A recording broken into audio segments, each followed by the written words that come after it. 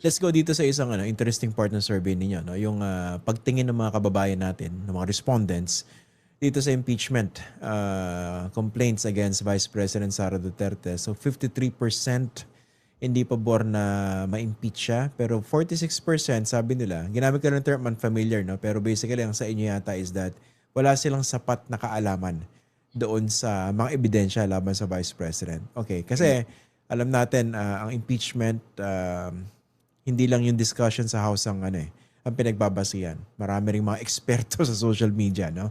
Quote unquote. And the problem is survey results like this might be used for propaganda, or actually is being used for propaganda purposes depending on which side of the political fence you are in. Okay, 53%, what does it mean? Ibig sabihin ba talaga ayaw nila ma-impeach yung Vice President? At bakit? Ah, Not necessarily. So, well, of course, yes. So, itong 53% na to, halo na to ng mga taong pro-Duterte na ayaw nilang na persecute yung kanilang idol, no? Na yung kanilang standard bearer na si Sara Duterte. So, these are also underpinned by yung sinasabi nating factional partisanship na mga tao, na itong 33% na pro-Duterte. But at the same time, may mga tao din na nag-iisip na perhaps hindi ito yung right time to do it, and there are other economic issues and issues that the government should be thinking about. Nakikita nga natin na very sharp increase yung what we call yung economic anxiety. And hindi pa natin kinoconsider itong Iran war, no? So parang siguro yung sagot diyan is gustong mag-focus ng mga Pilipino sa ibang issues, no, aside from the impeachment of Vice President Sara Duterte. Pero yeah, so makikita din natin in the same breath nga na may mga nagsasabi, 46%, almost half, hindi sila sigurado about dito sa ebidensya na ihahain o na ina-accuse against Vice President Sara Duterte na ipalalabas siguro sa committee hearings next week sa House of Representatives Committee on Justice. Pero yung ibang so hindi sila sigurado yung Okay. sa strength of evidence Oo. because they're not really sure what the evidence is. Ang naisip ko kasing pwedeng juxtaposition itong dalawang resulta, dalawang numero na ito is this. Correct me if I'm wrong, no?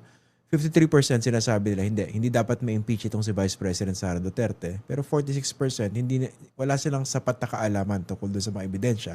So paano kung maglabasan yung ebidensya at napanood nila, natunghayan nila doon Mako-convince sa pa sila. impeachment hearings, pwede ma-convert, hindi ba?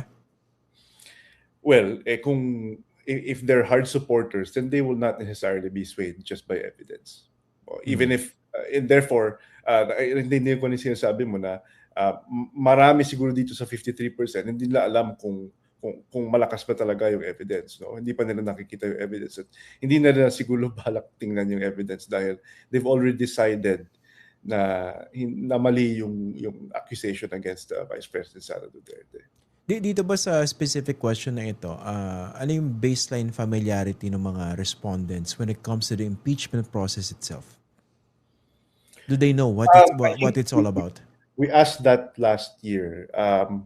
I don't really recall the exact numbers, but there's a sizable number of people who are not familiar with the impeachment process.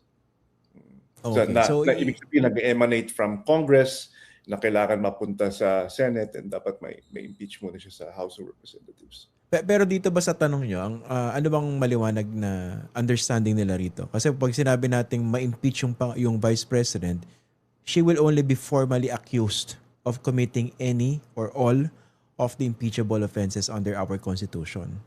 Hindi pa siya necessarily conviction. Pero dito ba sa survey ninyo, ang malinaw dito, gusto nyo bang matanggal ang Vice President via impeachment? Yes, parang yan yun, no? So ang sagot na ang tanong namin is dito verbatim, sang-ayon ka ba o hindi sang-ayon na ma-impeach ang pangalawang pangulo? So whether or not ma-impeach lang sa Congress or ma-impeach dito sa overall, ang issue nila is yung tanong is geared towards na matatanggal si Vice President sa posisyon niya. Hindi, yun ang So maliwan. Hindi, kasi pag sinabing impeach, inaakusahan ka lang na nag-commit ka ng impeachable offense. Pero pupunta pa siya sa trial sa Senado at doon ka makukonvict o ma-acquit. Hindi ba? mm, So malinaw ba sa kanila yon? hindi nila well, wala kaming data niyan, no, na whether or not they're familiar with that process na itong mga steps na to. Pero sa kanila, in their heads, ang tingin namin is naiisip nila matatanggal na si Vice President Sara Duterte sa kanyang pagka-Vice President. Yan Kasi yung ito rin question kasi dyan. yung tanong ko sa mga survey for instance before, kung gusto bang palitan o amyendahan yung ating konstitusyon. 'Di ba meron din naman previous survey sa sinasabi, ang dami sa mga kababayan natin hindi familiar o hindi pa nabasa yung ating konstitusyon. So inisip ko, ano yung magiging kalidad ng tanong kung gusto mong amyendahan o i-revise yung constitution natin kung hindi naman sila familiar sa constitution. The same goes here, di ba?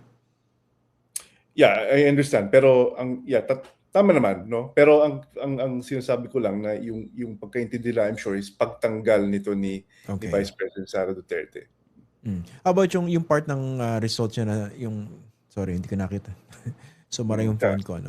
Yung may mga respondents kayo na nagsasabi na pagbasihan ng public opinion on whether not to impeach a vice president, tama? Yes. So tinanong namin dito kung ano dapat yung basis nitong mga magdedesisyon whether or not to impeach Sara Duterte, no? So ito yung sa Congress, no? Ito congressmen or even the senators eventually if they will convene as an impeachment court. So may mga choices kami dito. Ang unang lumabas is opinion ng publiko o mga Pilipino. 42% ng mga tao believe that it should be vox populi, or the people who should be or their voices, whatever their preference are, yun dapat ang pakinggan ng mga magdedesisyon. Pumapangalawa lang yung lakas ng evidence. So 30% lang yung nagsasabi na hindi dapat sa opinion o kung ano gusto ng tao, but doon sa evidence na ma-discuss kung malakas man or hindi, doon sa process ng impeachment. Maraming tumanggi sumanggot, 11%. Tapos tag na 9% itong sarili nilang konsensya, so based on conscience, not on evidence, but on moral conscience. And then yung isa pang 9% is saan sila kakampi, kung anong faction ba sila, kung pro Duterte sila, pro Marcos. So yan ang lumabas na resulta. Pero yung nag-top na result is 42% believe na dapat opinion ng tao ang pakikinggan ng mga magdedesisyon. And that to me can be seen as a tragedy in this whole exercise, don't you think? No, I'll explain further. Iba gusto nila pagbasihan yung public opinion, di ba? Kung ano yung tingin nila, kung how they see the vice president. Wala silang pakialam sa ebidensya. So ibig sabihin, may disregard dun sa impeachment process. Siguro inisip nila, sinuportahan namin yung vice president. She was elected by 32 million Filipinos. Hindi na mas-segregate yung resulta ng eleksyon doon sa impeachment process itself, hindi ba? Na kailangan din pagbasihan ng ebidensya. Sila pa rin yung pakinggan.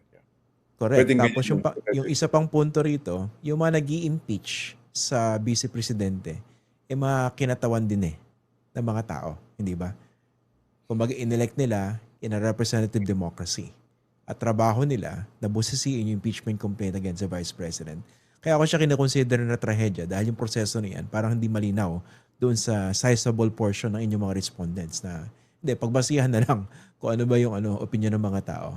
At madali siya magamit for propaganda purposes and also for many fence-sitting legislators, di ba? Yung tipong quietly sumisip-sip sa vice presidente na sinasabi, hindi, pagbasihan na lang natin yung survey ng WR numero kasi sabi nila sundin daw yung 'di ba? Yan ang naisip kong pwedeng possible advantage to be taken by these political figures. I don't know what you think. Possible. Possible. But syempre, I don't wanna admit na baka we're doing some bad by publishing this. Kami naman gusto na pag-aralan to. Pero we won't deny na syempre may mga factions na gagamitin yung results namin. Pero ang gusto namin talaga is pag-aralan dahil ito yung mga burning issues. Next week na kasi yung simula ng process.